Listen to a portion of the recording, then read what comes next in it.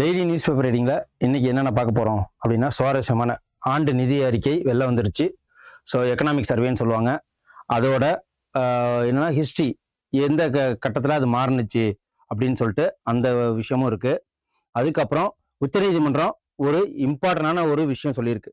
என்னென்னா, மாதவிடாய் அப்படிங்கிற அந்த கொள்கையை வந்து ஃப்ரீயாக நாப்கின் கொடுக்குற கொள்கையை வந்து அனைத்து 28 ஸ்டேட்டு யூனியன் டெரிட்டரிஸ் எல்லாத்துலேயுமே வந்து அமல்படுத்த வேண்டும் அப்படின்னு சொல்லிட்டு கோர்ட்டு ஆணை போட்டிருக்கு.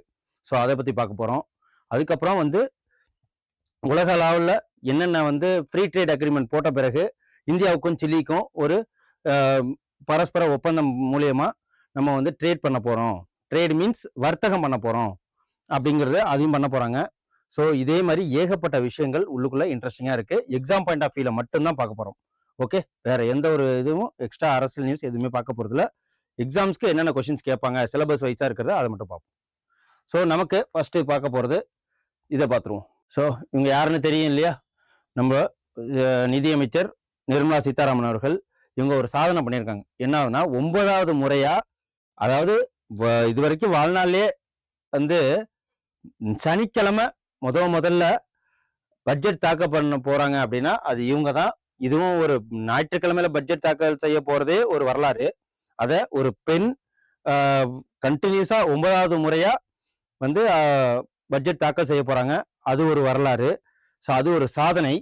அதுக்கப்புறம் இவங்க கண்டினியூஸாக அதிக நேரம் நிதியமைச்சராக இருந்திருக்காங்க, அதிக நாட்கள் அப்படிங்கிற ஒரு சாதனையும் பண்ணியிருக்கிறாங்க. ஸோ ஏகப்பட்ட சாதனைகள் இந்த வருஷம் இருக்குது, அதுவும் நாளைக்கு. ஸோ அதுதான் இவங்க நிர்மலா சீதாராமன் அவர்கள். அதுக்கப்புறம் ஸ்போர்ட்ஸ் நியூஸில் இப்போ நமக்கு தெரியும், ஆஸ்திரேலியா பேட்மிண்டன் போட்டி நடந்துக்கிட்டு இருக்கு. ஸோ எல்லாரும் இறுதி சுற்றுக்கு வந்துட்டாங்க. ஆண்களில் இவங்க 2 பேர் தான் போட்டியிட போகிறாங்க. Australia open grand slam tennis போட்டியில் ஜோகோவிச் தெரியும், ஓகேவா? Alcaraz, okay, Spain Carlos Alcaraz அப்படியும் செர்பியாவோட ஜோகோவிச் தான் மோத போகிறாங்க. ஸோ யார் ஜெயிக்கிறாங்க அப்படின்னு சொல்லிட்டு ஸ்போர்ட்ஸ் நியூஸ் வரப்போ பார்ப்போம். அதுக்கப்புறம் இதோ பண்ணியிருக்காங்க பார்த்தீங்களா, மாநில அரசுகளுக்கு உச்சநீதிமன்றம் உத்தரவு. மாநில அரசுகளுக்கு உச்சநீதிமன்றம் உத்தரவு. என்ன உத்தரவு அப்படின்னு பார்த்தீங்கன்னா, ஊரக நகர்ப்புற பகுதியில் உள்ள அரசாங்க பள்ளிகளுக்கும் தனியார் பள்ளிகளுக்கும் இலவச நாப்கின் வழங்குறது. மாதவிடாய் காலங்களில் பள்ளி மாணவிகளுக்கு நாப்கின் கண்டிப்பாக ஃப்ரீயாக வழங்கணும். ஏன்னா அதுவும் வந்து ஹெல்த் இதில் வருது, சுத்தம் அந்த இதில் வருது. ஸோ அதை தான் சொல்லியிருக்காங்க. தீங்கு ஏற்படுத்தாமல், சுற்றுச்சூழலுக்கு தீங்கு ஏற்படுத்தாமல் மக்கும் தன்மை கொண்ட நாப்கின்கள் இலவசமாக அளிக்கப்படுவதை மாநில யூனியன் பிரதேச அரசுகளுக்கு உறுதி செய்ய வேண்டும். பாத்துங்க, கண்டிப்பா செய்யணும். எப்படி வந்து 14 வயசு வரைக்கும் ஸோ அடிப்படை கல்விங்கிறது கட்டாயப்பாக்கப்பட்டிருக்கோம், ரைட்ஸ், அதே மாதிரி இதையும் கொண்டு வந்திருக்காங்க. அதுக்கு கீழே தான். ஓகே, அதுதான் என்னன்னு பார்ப்போம். வாழ்வு உரிமை எப்படி வந்து முக்கியமோ, வாழ்வு உரிமையில எப்படி சுகாதார உரிமையும் அடங்கும். நீ வந்து சாப்பிட்றதுங்கிறது, உயிர் வாழணுங்கிறது, உயிர் வாழ்றதுக்கு தான் சாப்பிட்றோம், உயிர் வாழ்றதுக்கு தான் தண்ணி குடிக்கிறோம். அது எப்படி உன்னோட உரிமை, அதை யாரும் பறிக்கக்கூடாது. அந்த கேட்டகரியில சுத்தமா இருக்கிறதோ அப்படின்னு சொல்லிட்டு அதுவும் வந்து முக்கியம் அப்படின்னு சொல்லிட்டு சொல்றாங்க. வாழ்வு உரிமையில் மாதவிடாய் சுகாதார உரிமையும் அடங்கும். மாதவிடாய் சுகாதாரம், ஏன்னா பெண்களுக்கு தானே அந்த பாதிப்புகள் தெரியும். ஸோ அதான் இலவசமாக சானிட்டரி நாப்கின்கள் வழங்க வேண்டும், அளிக்கப்பட வேண்டும் என்று அனைத்து மாநில யூனியன் பிரதேச அரசுகளும் உத்தரவிட்டது யாரு அப்படின்னு பாத்தீங்கன்னா, ஃபர்ஸ்ட் இதுக்கு ஒரு கேஸ் போட்டிருக்காங்க, ஓகேவா? அந்த நபர் தெரியணும். ஓகே, இது மிகப்பெரிய நல்ல ஒரு விஷயம். மாதவிடாய் சுகாதார கொள்கை அமல்படுத்த கோரி ஜெயா தாக்கூர், இது புரிஞ்சுக்கங்க, ஜெயா தாக்கூர், தாகூர்னு கூட வச்சுக்கோங்க, ஜெயா தாகூர் அவங்க தான் ஃபர்ஸ்ட் இதை உச்சநீதிமன்றம் மனு தாக்கல் செஞ்சிருக்காங்க. அதுக்கப்புறம் என்னைக்கு 2024ஆம் ஆண்டு டிசம்பர் 10 உச்சநீதிமன்றம் அது இப்போதைக்கு உறுதி செய்யப்பட்டு தீர்ப்பு வந்திருக்கு. ஓகே, இந்த நிலையில அந்த மனு மீது உச்சநீதிமன்ற நீதிபதிகள் யாரு அப்படின்னா, ஜே.பி. பார்த்திவாலா, ஆர். மகாதேவன் அடங்கிய அமர்வு இதை வந்து உத்தரவு பிறப்பிச்சிருக்காங்க. ஓகே, அவ்வளவுதான். மாணவ மாணவிகள் இத பிரைவேசி, இதுக்கு நமக்கு தமிழ்ல வந்து கலைச்சொற்கள்னு ஒண்ணு இருக்கு இல்லையா? நம்ம கூட கலைச்சொல் வேட்டைன்னு ஒன்று பார்த்துட்டு இருக்கோம். அதுல பிரைவேசிங்கிற வார்த்தை ஸோ என்ன கொடுத்துருக்காங்க அப்படின்னா தன் மறைப்பு நிலை, தன் மறைப்பு நிலைங்கிறதான் தன்னை பத்தின மறைப்பு, தன் மறைப்பு நிலைங்கிறதான் பிரைவேசி. ஸோ இந்த கலைச்சொற்களும் இதுலயும் நோட் பண்ணிக்கங்க. ஓகே, பிரைவேசிக்கு தமிழ் மீனிங் என்ன அப்படின்னா தன் மறைப்பு நிலை. இதே மாதிரி டிஃப்ரெண்டான கலைச்சொற்கள் இருந்தா நான் கோடிட்டு உங்களுக்கு காமிக்கிறேன். ஸோ அதுதான் இந்த நியூஸ்ல கொடுத்திருக்கிறது மொத்தம். இதுல வந்து என்னென்னலாம் பார்க்கணும் அப்படின்னா திடக்கழிவு மேலாண்மை. இதுல நம்ம பார்க்க போறது என்னன்னா மாதவிடாய் சுகாதார பேணுவதற்கு தனி இடங்கள் அமைக்கப்பட வேண்டும். அதுக்கப்புறம் வந்து எப்பொழுதுமே பிரைவேசியா இருக்கணும், தன் மறைப்பு நிலை அப்படிங்கிறது, தனி இடங்கள் அமைக்க வேண்டும், அது ரொம்ப முக்கியம். அது எல்லா பள்ளிகள்லயும் இருக்கணும் அப்படின்னு சொல்லிட்டு சொல்றாங்க. திடக்கல்வி மேலாண்மை விதிமுறைகளுக்கு ஏற்ப இருக்கணும். அதை கரெக்டா எங்க போய் அதை கொளுத்தணுமா இல்ல புதைக்கணுமா இல்ல திடக்கழிவு மேலாண்மை என்ன ப்ராப்பரா செய்யணுமோ அதை டெய்லி செய்யணும், சுத்தபத்தமா இருக்கணும் அப்படின்னு சொல்லிட்டு சொல்றாங்க. அவ்வளவுதான். தூய்மையான பயன்படுத்தக்கூடிய கழிப்பறைகள், நாப்கின்கள் அவற்றை அப்புறப்படுத்தணும், இதெல்லாம் சொல்றாங்க. சோ கல்வி உரிமை சட்டம் பிரிவு ஆர்டிகல் 21A ஃபண்டமெண்டல் ரைட்ஸ்ல வருது, பார்ட் 3ல வருது. சோ கல்வி உரிமை சட்டம் அரசமைப்பு சட்டப்பிரிவு 21A கீழ் கல்வி பெறுவதற்கான அடிப்படை உரிமை என்பது இலவச கட்டாயம் மற்றும் தரமான கல்வியை உள்ளடக்கி இருக்கு. அதே கீழே தான் இந்த நாப்கின் வழங்குற இதுவும் வந்துடணும் அப்படின்னு சொல்லிட்டு சொல்லியிருக்காங்க. சோ ஒரு குழந்தை தொடுக்க கல்வி நிறைவு செய்வதை தடுக்கும் அனைத்து வகையான கட்டணங்கள் செலவுகளும் அடங்கும். இது எல்லாம் சேர்த்துதான் கல்வி உரிமை சட்டம் 21A. அதுக்கீழதான் இதுவும் வருது. ஓகே, இடைநிற்றல் எதெல்லாம் பாதிப்பு வருதோ அதெல்லாம் களையுங்கிறது தான் எக்ஸாம் பாயிண்ட் ஆஃப் வியூல. இதுல வேற ஒண்ணும் இல்லை. தனித்திறமைகளை வெளிப்படுத்த தயக்கம் கூடாது அப்படின்னு சொல்லியிருக்காங்க. சோ சூழல் பாதுகாப்பு அனைவரின் பொறுப்பு அப்படிங்கிறது. சோ இந்த வார்த்தைகள் மட்டும் எடுத்துப்போம். இது ரொம்ப முக்கியம். ஓகேவா, சயின்ஸ் அண்ட் டெக்ல இது ரொம்ப முக்கியம். ஏன்னா இப்ப கோல்டு விலை அதிகமாயிடுச்சு. இன்னைக்கு தங்கத்தோட விலை 7600 குறைஞ்சிருக்கு. நேத்தி 1,35,34,600 இருந்தது. இன்னைக்கு 1,26,000 சம்திங் வந்திருக்கு. ஸோ 600 பாயிண்ட்ஸ் கம்மியா இருக்கு இல்லையா. ஸோ மின்னணு கழிவுகளிலிருந்து தாமிரம் மற்றும் இரும்பு பிரித்தெடுக்கிறது. மின்னணு கழிவிலிருந்து தாமிரம் யார் எடுக்கிறாங்க அப்படின்னா ஐஐடி சேர்ந்த ரிசர்ச் அண்ட் டெவலப்மெண்ட் டீம் தான். சென்னை ஐஐடி ஆராய்ச்சியாளர்கள் என்ன பண்ணியிருக்காங்க அப்படின்னா மின்னணு கழிவுகளில் இருந்து உலோகங்களை பிரித்தெடுக்கும் புதுமையான முறையை உருவாக்கி இருக்காங்க. என்ன உலோகங்கள் அப்படின்னா யார் அப்படின்னா ரஞ்சித் பௌரி பொறியாளர் மற்றும் வேதியியல் பொறியியல் துறை பேராசிரியர் எஸ் புஷ்பவனம், இவங்க 2 பேரும் சேர்ந்து மின்னணு கழிவிலிருந்து தாமிரம் இரும்பு. நம்மள்ட்ட எப்படி கொஸ்டின் கேட்கலாம், மின்னணு கழிவிலிருந்து தாமிரம் இரும்பு எடுக்கலாமா அப்படின்னு சொல்லிட்டு. சோ அந்த கூற்று கொடுத்துருவாங்க இல்லையா, கூற்று விளக்கம், அந்த மாதிரி கொஸ்டின்ஸ் கேட்டுருவாங்க. எடுக்கலாம் அப்படிங்கறத ஆன்சர் வரணும். ஓகே, அதுக்கப்புறம் எந்த ஐஐடியில இதை வந்து கண்டுபிடிச்சாங்கன்னு கேட்கலாம். ஐஐடி சென்னை அப்படிங்கிறதையும் போட்டுருங்க. ஓகே, இதுதான் என்னன்னா பல உலோகங்களை மீட்டெடுத்து சோ ஐஐடி ஆராய்ச்சியாளர்கள் இந்த சுற்றுச்சூழலுக்கு தீங்கு, அதெல்லாம் வந்து சுற்றுச்சூழல் மறுசுழற்சிக்கு வந்துருது, ரீசைக்கிள், சுற்றுச்சூழலுக்கு தீங்கு விளைவிக்காமல் உலோகங்களை கரைக்கக்கூடிய மக்கும் இயற்கையை பொருள்கள் பயன்படுத்தப்பட்ட செம்பு, இரும்பு உள்ளிட்ட உலோகம் வெற்றிகரமாக மீட்கப்பட்டது. ஓகேவா, நச்சுத்தன்மையற்றதாகவும் இருந்திருக்கு. ஸோ அதனால இந்த இதுல இருந்து சுற்றுச்சூழலுக்கு பாதிக்கப்படாம, என்வரான்மெண்ட் பாதிப்பு இல்லாம இந்த இரும்பு மற்றும் தாமிரம் இதை வந்து பிரித்து எடுக்கலாம் அப்படின்னு சொல்லிட்டு கண்டுபிடிச்சிருக்காங்க. ஸோ இது எக்ஸாம் பாயிண்ட் ஆஃப் வியூல முக்கியம். வேற என்ன முக்கியம்? ஸோ இது அனைத்துமே வந்து நமக்கு எக்ஸாம் பாயிண்ட் ஆஃப் வியூல இல்லை, அதனால நம்ம இதை வெளில ஒமிட் பண்ணிடுறோம். ஸோ இது அவார்டு ஒன்று இது தேவி அவார்ட்ஸ் சென்னை 2020. அது என்ன தேவி விருது அப்படின்னு பார்த்தீங்கன்னா, ஸோ நியூ இந்தியன் எக்ஸ்பிரஸ் குழுமம் சார்பில் சென்னையில் வெள்ளிக்கிழமை 37வது தேவி விருது வழங்கும் நிகழ்ச்சியில விருது பெற்ற மனநல மருத்துவர் தாரா சீனிவாசன், கல்வியாளர் மேரி சுசாண்டா சோ போன்றவர்கள் பல பேர் இருக்காங்க. குழந்தைநல மருத்துவர்களாம். தேவி விருது எத்தனாவது அப்படின்னு சொல்லிட்டு கேட்கலாம், இல்லை யார் கொடுக்கலாங்க அப்படின்னு சொல்லிட்டு கேட்கலாம். வேற இந்த இது ஏன் எடுக்கலன்னு கேட்டாங்கன்னா நமக்கு எக்ஸாம் தேவையில்ல. தைப்பூசம் அன்றும் இன்றும் சொல்றாங்க. அப்புறம் வம்பு செய்யும் வங்க தேசத்தை பத்தி நமக்கு தேவையில்ல. ஸோ அதுக்கப்புறம் வந்து இதுல என்ன நியூஸ் அப்படின்னு பார்த்தீங்கன்னா, கனவு மெய்ப்படவில்லை. அதாவது கடந்த புதன்கிழமை ஏற்பட்ட இந்த சரத்பவார் இறந்து போனாங்க இல்லையா, அந்த பாராமதியில ஏற்பட்ட ஆக்சிடென்ட்டை பத்தி பேசியிருக்காங்க. எக்ஸாம் பாயிண்ட் ஆஃப் வியூல அது நமக்கு தேவையில்லை. ஸோ இது நமக்கு தேவை. ஏன்னா நமக்கு நக்சலைட்ஸ் எந்தளவுக்கு இன்டர்னல் செக்யூரிட்டி ரொம்ப முக்கியம். ஸோ கவர்னன்ஸ் ரொம்ப முக்கியம். அந்த இதுல சட்டவிரோத ஊடுருவலை ஆயுதமாக பயன்படுத்துகிறது காங்கிரஸ். இது நமக்கு அப்படி எடுத்துக்காம இங்க நம்ம எடுத்துக்கிட்டது, அதாவது அஸ்ஸாம் மாநிலத்துல ஒரு நிகழ்ச்சியில கலந்துக்கிறாங்க. வரியின்றி தேயிலை ஏற்றுமதி செய்யப்படுறாங்க. திப்ருகாரில் நடைபெற்ற நிகழ்ச்சியில 1700 கோடிக்கு அதிக மதிப்பிலான இந்த அஸ்ஸாம் டீய உலகெங்கிலும் இப்ப ஃப்ரீ ட்ரேட் அக்ரிமெண்ட் நடந்ததுனால ஸோ அது நிறைய வெளியே நம்ம இந்தியாவோட பாரம்பரியத்தை காப்பாற்றும் அப்படின்னு சொல்லிட்டு இது மூலயமா நிறைய வருமானம் வரும் அப்படின்னு சொல்லிட்டு இந்த திட்டங்களை தொடங்கி வச்சிருக்கிறாரு. அது மட்டும் இல்லாம மெயினா நமக்கு இன்னொன்னு தெரிய வேண்டியது என்ன அப்படின்னா, தில்லியில நடந்த குடியரசு தினத்தை அன்னைக்கு எல்லா தலைவர்களுக்கும் விருந்துக்கு சால்வை போட்டிருக்காங்க. அந்த சால்வை எங்க இருந்து வாங்கியிருக்காங்க அப்படின்னா, கமோசா சால்வை. எங்க இருந்து வருது? கமோசா சால்வை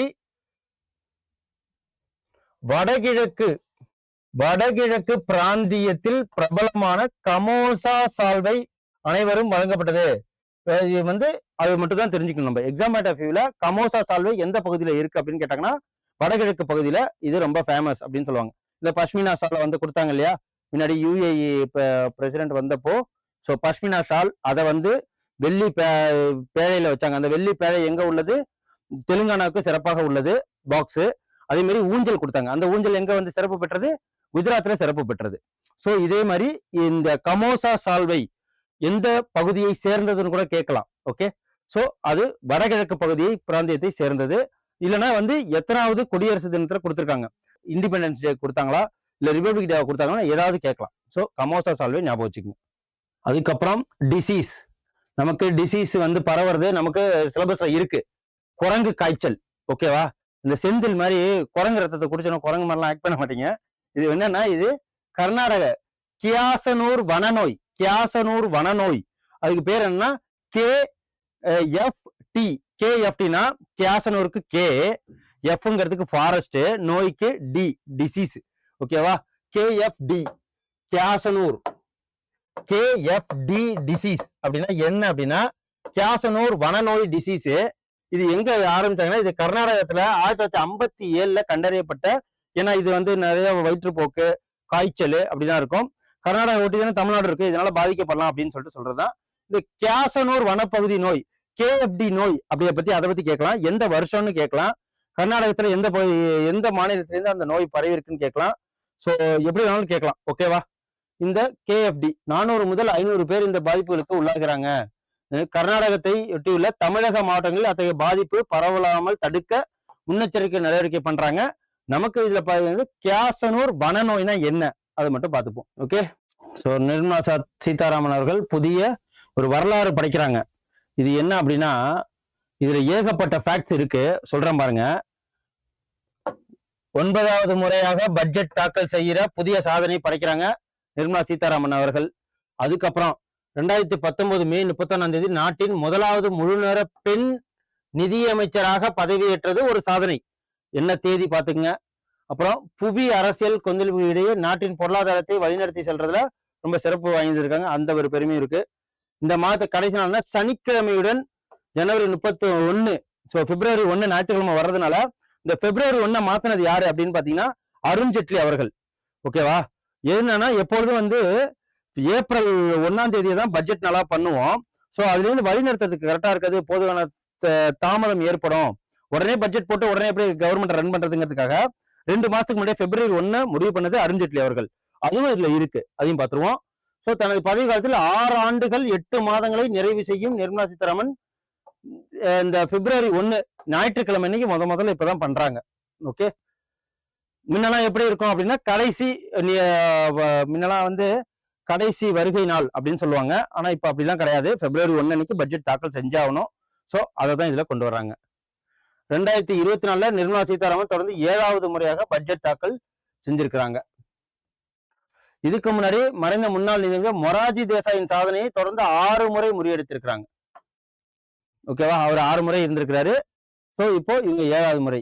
2025 8வது முறை, தற்போது 9வது முறை இவங்க பட்ஜெட் தாக்கல் செய்யறாங்க. பட்ஜெட்டோட என்ன பினான்ஸ் ஸ்டேட்மெண்ட் சொல்லுவாங்க. அதோட ஆர்டிகல் என்ன 112, மணி பில்லுன்னு சொல்லுவாங்க. அது ஆர்டிகல் 110. Okay, contingency fund. அப்புறம் இதெல்லாம் தெரிஞ்சுக்கணும். ஓகேவா? நேற்று அதெல்லாம் பார்த்துருக்கோம். அதுக்கப்புறம் ரெண்டாவது அதிகமா இது பண்ணது யாருன்னா சிடி தேஷ்முக், நிதியமைச்சர் அதிகமாக இருந்தது. இரண்டாம் இடத்துல யாருன்னு கேட்பாங்க. 1950 ஜூன் 1 பதவியேற்ற 6 ஆண்டுகள் 2 மாதங்கள் பதவி நீடித்திருக்காரு சிடி தேஷ்முக். அதிக முறை, இரண்டாவது முறையா அதிக முறை வந்து நிதியமைச்சராக இருந்தது சிடி தேஷ்முக். இப்ப நிர்மலா சீதாராமனை கேட்க மாட்டாங்க. அதிக முறை இரண்டாவதாக யார் இருக்காங்கன்னு கேட்பாங்க. 1950 இது பண்ண சிடி தேஷ்முக், அதை நோட் பண்ணிக்கங்க. அதுக்கப்புறம் இதே வேற யாரெல்லாம் மாத்தினாங்க. அதுக்கப்புறம் இப்ப எக்கனாமிக் சர்வே ஆண்டு நிதி அறிக்கை, நிகழாண்டு நிதி அறிக்கையை சமர்ப்பிக்கிறது எப்போ அப்படின்னா, எப்போதுமே டிஃபால்ட்டா 5 மணிக்கு தான் பண்ணுவாங்க. ஈவினிங் 5 மணிக்கு பண்ணுவாங்க. அதை மாத்தினது யாரு அப்படின்னு சொல்லிட்டு பாத்தீங்கன்னா, 1990 20 முதல் தொடர்ந்து 5 ஆண்டுகளுக்கு நரசிம்மர் ஆட்சி காலத்தில் நிதியமைச்சராக செயல்பட்ட அதையும் மாத்தினாங்களா.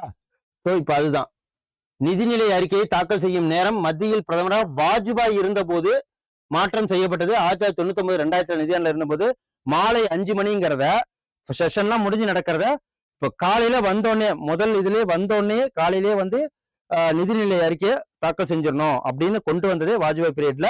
அதையும் பாத்துங்க. அதே மாதிரி பிஜேபி ஆட்சி காலங்கள்ல தான் ஏப்ரல் 1ஆம் தேதி இருந்த பட்ஜெட் தாக்கலை பிப்ரவரி 1ஆம் தேதிக்கு மாட்டினதும், அதாவது பிஜேபி ஆட்சி காலத்துல, அதாவது அருண்ஜேட்லி அவர்கள் நிதியமைச்சராக இருந்தபோது பண்ணது. ஸோ அதான் இது. அருண்ஜேட்லி நிதிநிலை அறிக்கை தாக்கல் செய்யும் தேதியை பிப்ரவரி 1ஆக நிர்ணயித்தார்.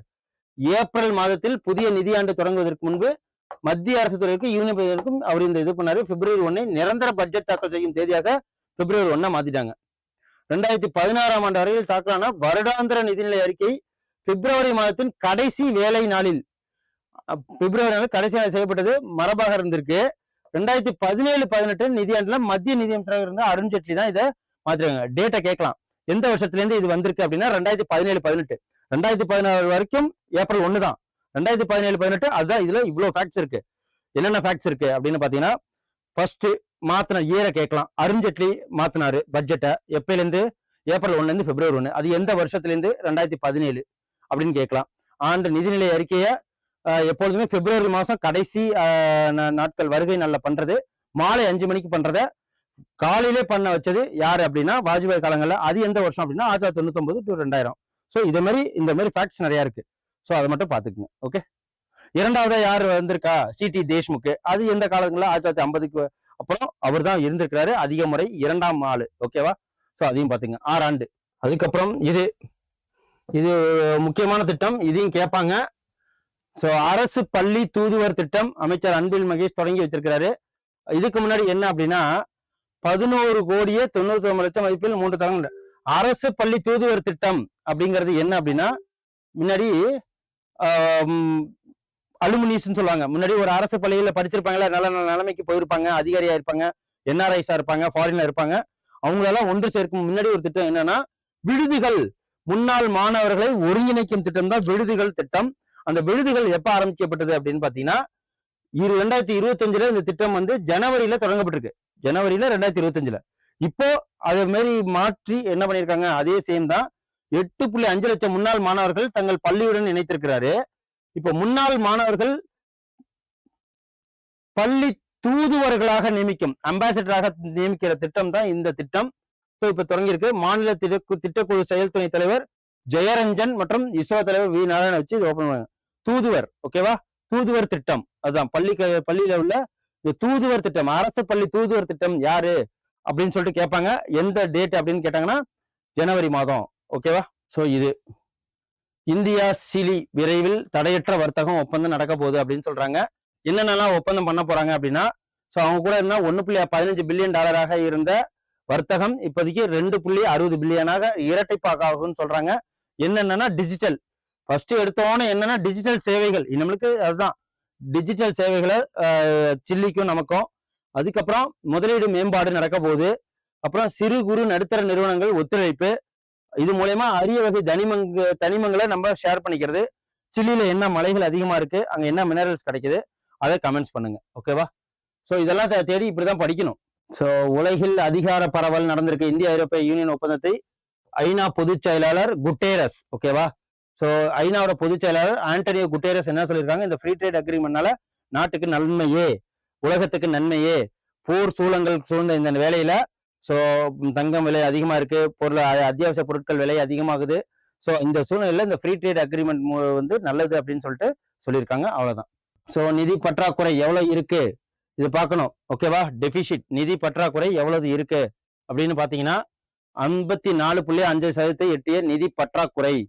ஸோ இது எவ்வளோ அப்படின்னு சொல்லிட்டு பார்ப்போம். இது டீப்பாவே இருக்கும். ஓகேவா? இந்த நிகழ் நிதியாண்டுல 2025-26க்கு ஒன்று நிதி பற்றாக்குறை எவ்வளோன்னா 54.5%. கொஸ்டின் கேட்கறது இதுதான். சதவீதம் எவ்வளோன்னு கேட்பாங்க. ஸோ இது ஜிடிபி அப்படின்னு பார்த்தீங்கன்னா 44% மொத்த உள்நாட்டு உற்பத்தியில. அதை பணமா கன்வெர்ட் பண்ணோம்னா 15.69 லட்சம் கோடியாக இருக்குது அப்படின்னு சொல்லிட்டு எக்கனாமிக் சர்வேல விட்டுருக்காங்க.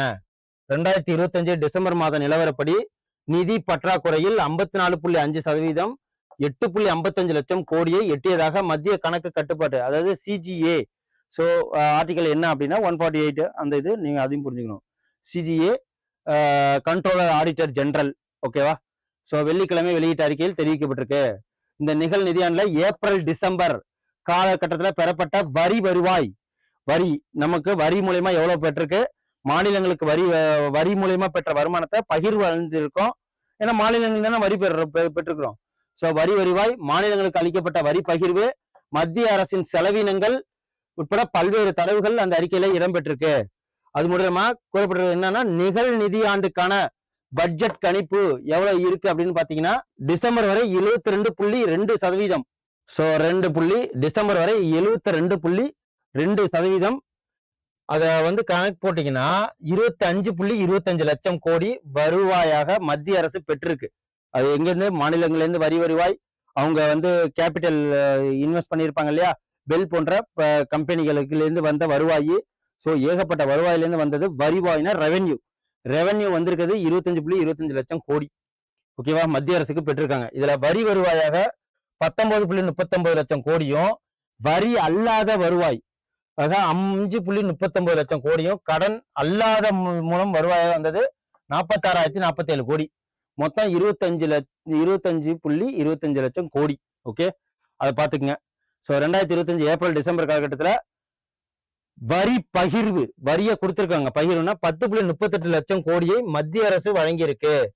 கடந்த நிதியாண்டுல இதே காலகட்டத்துல 1.30 லட்சம் கோடி அதிகமாக இந்த வாட்டி கொடுத்திருக்கிறாங்க அப்படின்றாங்க. ஸோ ஏப்ரல் டிசம்பர் காலகட்டத்தில் வர்ற 25.93 லட்சம் கோடி மூலதன செலவினமாகவும் 7.85 ரொம்ப வேகா இருக்கா. ஸோ இதெல்லாம் ஆனா தெரிஞ்சுதான் வச்சுக்கணும்.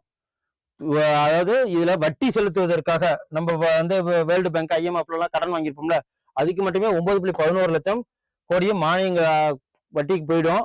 மானியங்களுக்கு இப்ப நம்ம ஊர்ல இந்த விவசாயிகளுக்கு எல்லாம் மானியங்கள் கொடுப்பாங்க, அதுல 3.17 லட்சம் கோடி போயிடும். மத்திய அரசின் செலவீடு இதெல்லாம் காமிச்சிருக்காங்க. ஸோ ஒரு நாடு ரன் ஆகுதுன்னா இந்த அளவுக்கு இருக்கு, லட்ச கோடியில இப்ப ரன் ஆயிட்டு இருக்கு. ஸோ இதையும் தெளிவா பாத்துக்குங்க, நோட் பண்ணி வச்சுக்கோங்க. ஸோ அதுக்கப்புறம் இது என்ன இம்பார்ட்டன்ட் நியூஸ்னா, வேர்ல்டு பேங்க் அடுத்த 5 வருஷத்துக்கு கிட்டத்தட்ட 91,000 கோடி வரைக்கும் கடன் கொடுக்க போறதா சொல்லியிருக்கிறாங்க. என்ன அப்படின்னு பார்ப்போம். அதாவது 73,000 கோடி முதல் 91,000 கோடி வரை கடன் வழங்க நாங்க ரெடியா இருக்கோம், வேர்ல்டு பேங்க் சொல்லியிருக்கு. அதுல நீங்க இன்ஃப்ராஸ்ட்ரக்சர் டெவலப்மெண்ட் பண்ணிக்கங்க, என்ன வேணாலும் பண்ணிக்கங்க அப்படின்னு சொல்லிட்டு இந்தியாவுக்கு அடுத்த 5 ஆண்டுகளுக்கு 37 வரைக்கும். ஸோ இதுதான் சொல்லியிருக்கு. ஒத்துழைப்பு திட்டம் என்ற பெயரில் உலக வங்கி குழு கொடுக்குது புதிய ஒரு திட்டமான ஒத்துழைப்பு திட்டம். அந்த திட்டத்துல ஒத்துழைப்பு திட்டம் எது சம்பந்தப்பட்டது, யார் போட்டிருக்கா அப்படின்னா மத்திய அரசு, மாநில அரசு கிடையாது, இது வேர்ல்டு பேங்க் போட்டிருக்கு. ஓகேவா? உலக வங்கி குழுவும் இந்தியாவும் இணைந்து இந்த பேச்சுவார்த்தையில தான் இது முடிவு எடுத்திருக்காங்க. ஸோ இந்த தனியார் முதலீட்டுடன் இணைந்து அரசு முதலீடு செய்யும் போது ஊரக நகர்ப்புறங்களில் அதிக வேலை வாய்ப்பு உருவாக்க முடியுங்கிறதுக்காக சொல்லியிருக்காங்க. அவ்வளவுதான். அடுத்த 5 ஆண்டுகளுக்கு 73,91,000 கோடி வழங்க ஏற்பாடு செஞ்சிருக்காங்க. ஓகே, அவ்வளவுதான், வேற ஒன்றும் இல்லை. ஆஸ்திரேலியா நடக்கிற டென்னிஸ் மேட்ச்ல ஆஸ்திரேலியா கலப்பு இரட்டையர் பிரிவில் உள்நாட்டு ஜோடினா ஒலிவியா காட்டைக்கு, ஜான் பியர்ஸ், இவங்க 2 பேரும் சாம்பியன் பட்டத்தை வென்றிருக்கிறாங்க, ஆஸ்திரேலியாவை சேர்ந்தவங்க. இது நோட் பண்ணிக்கங்க. இப்போதைக்கு இதுல யார் ஜெயிக்க போறாங்க, அல்காரஸா ஜோகோவிச்சான்னு சொல்லிட்டு நாளைக்கு தான் பார்க்கணும். ஆனா இதுல ஜோகோவிச் எத்தனாவது கிராண்ட் ஸ்லாம்னா 11வது முறையாக கிராண்ட் ஸ்லாம் போட்டியில் 25வது முறையாக சாம்பியன் ஆகும் முனைப்புடன் இருக்கிறாரு. 11 கிராண்ட் ஸ்லாம் விளையாடுறாரு அவர். இது வரைக்கும் 25 முறை சாம்பியன் பட்டத்தை வென்றிருக்கிறாரு. ஸோ இதுல யார் ஜெயிக்க போறாங்கன்னு பார்ப்போம். ஸோ அணு ஆயுத ஒப்பந்தம் யாராருக்கு காலாவதி ஆகுதுன்னா ரஷ்யாவுக்கும் அமெரிக்காவுக்கும் உள்ளது நீர்த்து போகுது. எந்த வருஷம் போட்டாங்கன்னா நியூ ஸ்டார்ட் அப்படிங்கிற பிப்ரவரி 5ஆம் தேதி முடிவுக்கு வருது. ஓகேவா? அமெரிக்கா ரஷ்யா இடையே தற்போது அமலில் இருக்கிற இந்த இது எப்போ போட்டுக்கிட்டாங்க அப்படின்னா 2010ஆம் ஆண்டு அப்போது அமெரிக்க அதிபர் ஒபாமா மற்றும் ரஷ்ய அதிபர் திமித்ரி மெத்வதேவ் 2 பேரும் தான் நியூ ஸ்டார்ட் ஒப்பந்தம் அப்படிங்கிற பேர்ல அணு ஆயுத ஒப்பந்தம் போட்டுக்கிட்டாங்க. அது முடிவுக்கு வருது. ஓகே, சரி. அதுக்கப்புறம் யூபிஎஸ்சி இதுல மாதிரிலாம் கேட்கலாம். எல்லை நியூஸ்ல இருந்து வரலாம். ஜியோகிராஃபில இந்த ரஃபா எல்லை எங்க இருக்கு அப்படின்னு சொல்லிட்டு கேட்கலாம். இந்த ரஃபா எல்லை எங்க இருக்கு அப்படின்னு பாத்தீங்கன்னா, காசா எகிப்து இடையிலான உள்ள எல்லை தான் ரஃபா எல்லை. இந்த ரஃபா எல்லை பாதை ஞாயிற்றுக்கிழமை முதல் மீண்டும் திறக்கப்படுறாங்க. ஓகேவா, இதுதான் மீண்டும் திறக்கப்படுறாங்க. எதனால இப்ப மூடி வச்சிருந்தாங்கன்னா, இஸ்ரேல் இந்த பிரச்சனை எல்லாம் காசாவுக்கு பாலஸ்தீனுக்கு பிரச்சனை நடந்தது இல்லையா, அந்த பிரச்சனைகள்ல முடிவுக்கு வந்து இப்ப காசாவை வந்து அமைதி குழு மூலியமா மீட்டெடுக்கணும்னு ட்ரம்ப் வந்து சொன்னாங்க எக்கனாமிக் ஃபோரத்துல. அதோட ஒரு பகுதியா தான் இப்ப எல்லையை திறக்கிறாங்க. ஓகே, 150 பேரை மட்டுமே அனுமதிக்க இஸ்ரேல் திட்டமிடப்பட்டிருக்கு. எத்தனை பேருன்னு கேட்கலாம். இந்த ரஃபா எல்லை எங்க இருக்குன்னு கேட்கலாம். யாருக்கு இடைப்பட்ட எல்லை? காசாவுக்கும் எகிப்துக்கும். ஓகே, இதுவும் பாத்துக்குங்க. அதுக்கப்புறம் அமெரிக்க மத்திய வங்கியின் அடுத்த தலைவராக கெவின் வார்ஷ் இருந்து வந்து பொறுப்பேற்க போறாரு. இதுக்கு முன்னாடி ஜெரோம் பவலின் பதவிக்காலம் மே மாசத்தோட முடிய போது இவர் அடுத்த பதவியில ஏறிருக்கிறார். ஸோ அவ்வளோதான் இன்னைக்கு பேப்பர் ரீடிங்ல முக்கியமான நியூஸ் இவ்வளோதான். ஸோ உங்களுக்கு யூஸ்ஃபுல்லாக இருக்கும். கமெண்ட் பண்ணுங்க. அதுக்கப்புறம் நாளைக்கு உங்களுக்கு இம்பார்ட்டன்ட் ஒரு பேப்பர் ரீடிங்ல உங்களை வந்து சந்திக்கிறேன். நன்றி, வணக்கம். Send a map. You dare to dream, we care to accomplish.